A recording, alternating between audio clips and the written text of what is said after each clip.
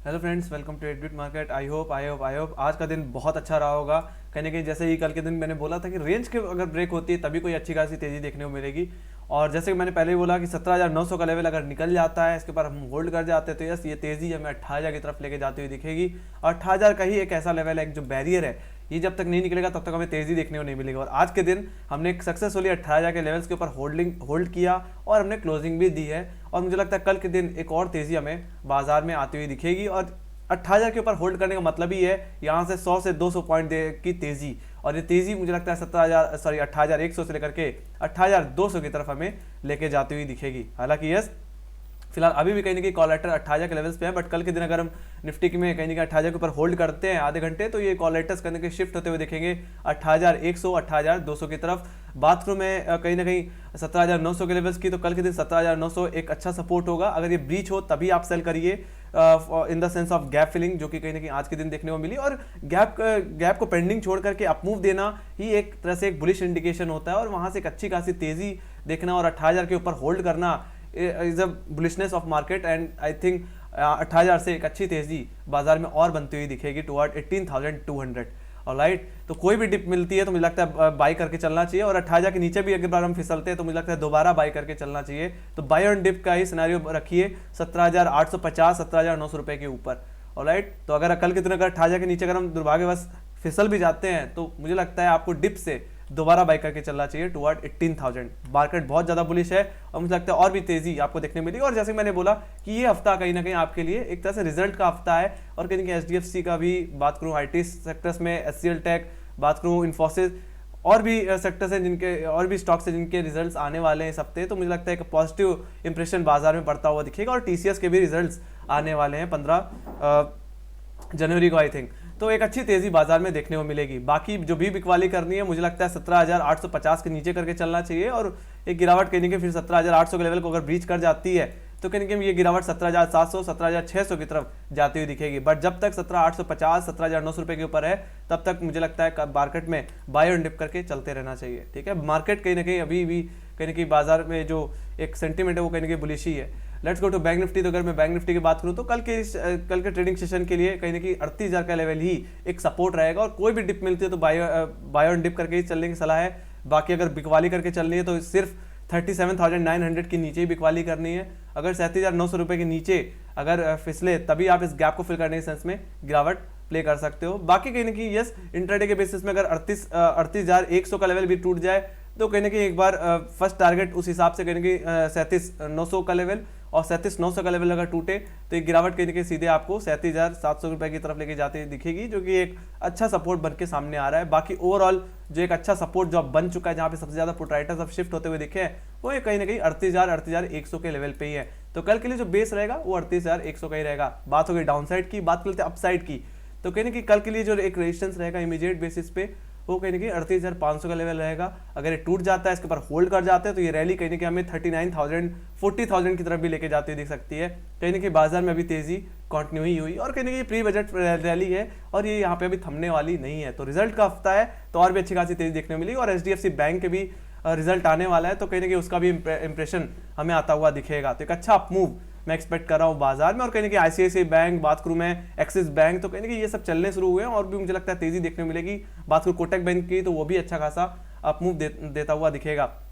बात करूँ मैं यहाँ पे बैंक निफ्टी में अपसाइड की, तो कहीं ना कहीं कल के दिन 38,300 रुपए के 350 के ऊपर अगर होल्ड कर जाते हैं तो फर्स्ट टारगेट आपका रहेगा 38,500 का लेवल, जो कि अगर ब्रीच हो जाता है, होल्ड कर जाता है, तो आप नेक्स्ट कॉल भी ले सकते हो, एक और कॉल बाय कर सकते हो अबव 38,500। एक बार होल्ड करने देना, ऐसा नहीं बस हिट कर जाए बस आप बाई कर लो, नहीं, सस्टेन करने दो 38,500 के ऊपर, then you can buy a fresh call. Alright, तो ये कहीं ना कहीं तेजी फिर उस हिसाब से सेकंड टारगेट रहेगा फिर आपका 38,600 रुपए का। 38,600 गया तो फिर 38,750, तो और भी अच्छे खासे अपमूव आपको देखने को मिलेंगे 38,500 रुपए के ऊपर। ओवरऑल कहने का मतलब यही है, कहीं ना कहीं कल के दिन अगर ये 38,500 के लेवल के हर्डल को भी हम निकाल देते हैं तो ये तेजी हमें कहीं ना कहीं 38,700 और कहीं ना कहीं 39,000 की तरफ लेके जाती हुई दिखेगी। तो कहीं ना कहीं ये रेंज जिस भी तरफ टूटेगी उस तरफ अच्छा डाउन मूव या अप मूव आपको जरूर देखने को मिलेगा। ऑलराइट, तो ये बात हो गई इसकी। Let's go to option chain. तो यहाँ पे ऑप्शन चेन देख लेते हैं। तो मैंने निफ्टी का ऑप्शन चेन मैंने खोल रखी है बात करूं मैं सपोर्ट की, जैसे कि मैंने बात की कि कुछ जो सपोर्ट है, जो पुट राइटर्स हैं वो शिफ्ट होते हुए दिख रहे हैं 28,000 के लेवल्स पे। तो देख सकते हो 28 लाख का हुआ यहाँ पे बन चुका है, और कल के दिन जो सपोर्ट रहेगा वो 17,900 का ही रहेगा। और जो बेस जो 17,500 17,600 के से कहीं ना कहीं अब ऊपर की तरफ शिफ्ट होता हुआ दिख रहा है, जैसे कि 17,700 17,800 की तरफ मुझे लगता है एक रेंज की शिफ्टिंग देखने को मिल रही है, अपसाइड एक देखने को मिलेगा आने वाले समय में। तो कहेंगे जिस तरीके से हम कॉन्फिडेंस के साथ 28,000 के ऊपर होल्ड किए, मुझे लगता है ये रैली अभी रुकने वाली नहीं है, और मुझे लगता है बाय ऑन डिप करके चलते रहना ही चाहिए बाजार में। बात करो 28,000 की कॉल साइड पे, तो कहने के यहाँ पे 44 लाख का वाई बना है। तो कहने के जैसे मैंने पहले ही बोला कि 28,000 के ऊपर हम होल्ड कर जाते हैं, 15 से 30 मिनट अगर हम होल्ड कर जाए 28,000 के ऊपर, तो ये रैली कहीं ना कहीं हमें 28,050 28,100 की तरफ लेके जाती हुई दिखेगी। और यस 28,100 के रेंज में अगर आ गए तो 28,200 के भी अप मूव हमें देखने को मिल जाएंगे। ऑलराइट, तो ऊपरी लेवल से कोई भी ज्यादा पुट राइटर्स मुझे हावी होते हुए नहीं दिख रहे हैं, सिर्फ 28,000 को छोड़ करके। तो कहीं ना कहीं 28,000 के ऊपर होल्ड करेंगे तो जितने भी कॉल राइटर्स हैं वो 28,100 28,200 की तरफ शिफ्ट होते हुए दिखेंगे। बट सबसे ज्यादा जो पुट राइटिंग जो कॉल राइटिंग देखने को मिल रही है वो कहीं ना कहीं 28,000 के लेवल पे ही देखने को मिल रही है। बाकी कहीं ना कहीं उनके नीचे लेवल्स की अगर मैं बात करूँ तो 17,800 की कॉल पे और कहीं ना कहीं 17,850 की कॉल से बहुत ज्यादा अनवाइंडिंग देखने को मिली है कॉल साइड से। तो अब कहीं ना कहीं कॉल अनवाइंडिंग देखने को मिल रही है और शिफ्ट होती हुई दिख रही है 28,000 28,100 के लेवल्स पे। तो कल के दिन सिर्फ जरूरत है 18,000 रुपए के ऊपर होल्ड कर जाने की। अगर 18,000 के नीचे हम फिसल जाते हैं तो यस डिप मिल सकती है, और फिर मुझे लगता है दोबारा बाय करके चलना चाहिए 17,900 17,850 के लेवल से। ऑलराइट, गैप फिल हो जाने के बाद फिर से एक रैली कंटिन्यू हो सकती है टुवर्ड अप मूव ऊपर की तरफ।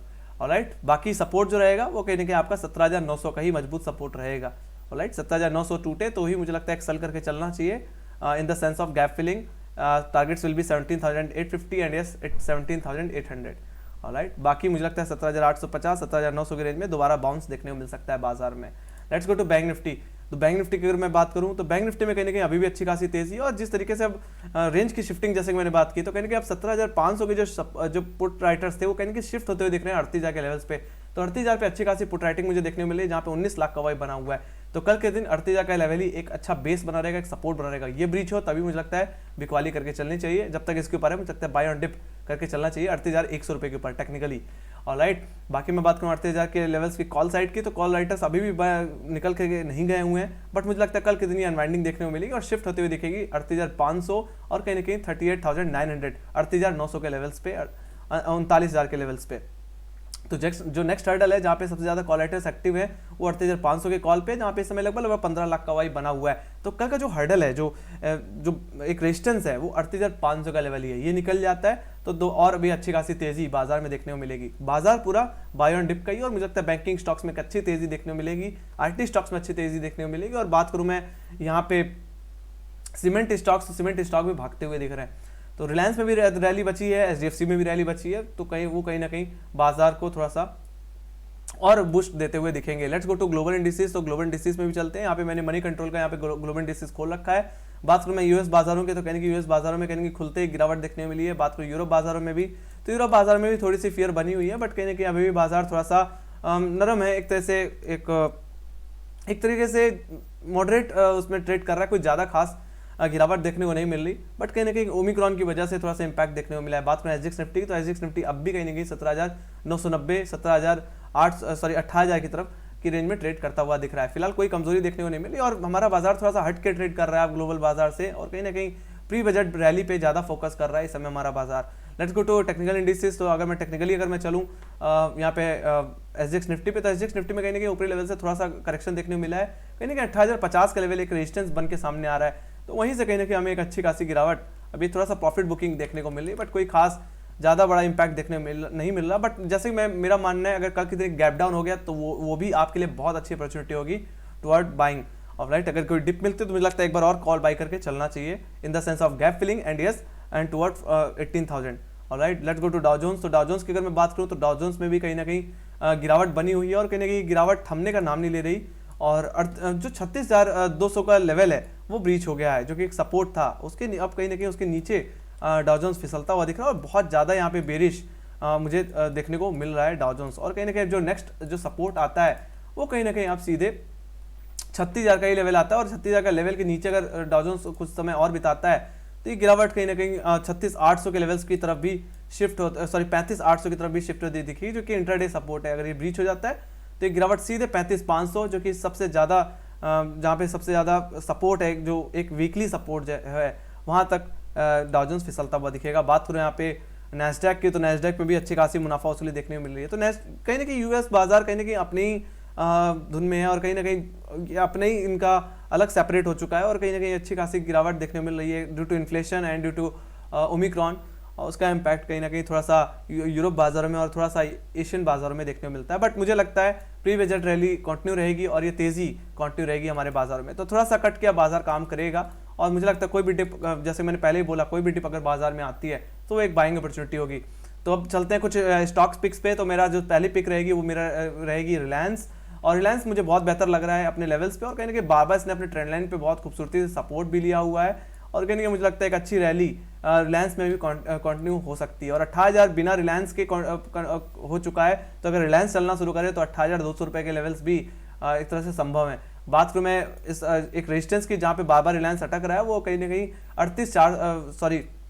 2440 का लेवल है और 2440 के ऊपर अगर रिलायंस निकलता है, 2440 के ऊपर अगर रिलायंस होल्ड करना शुरू करता है तो ये तेजी कहीं ना कहीं 2460 और 2475 2475 तक जाती हुई दिख सकती है। तो मेरी जो पहली पिक है वो रिलायंस है। अगर कल के दिन रिलायंस 2440 के ऊपर निकलता है तो मुझे लगता है रिलायंस को बाय करना चाहिए और स्टॉप लॉस लगाना चाहिए कहीं ना कहीं 2425 के आसपास। 2425 का स्टॉप लॉस मेंटेन करके 2440 के ऊपर buying and targets will B 2475।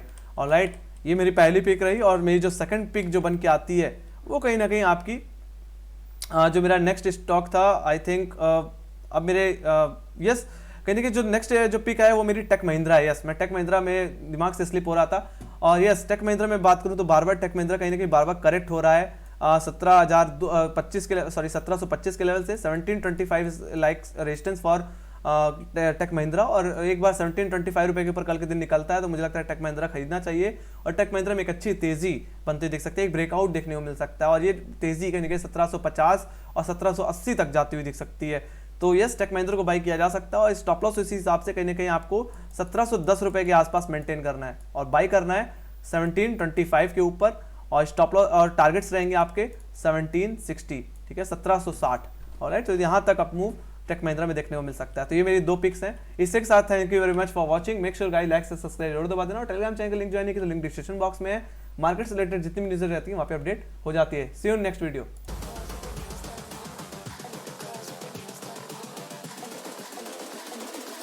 I think the girls with their nails done now.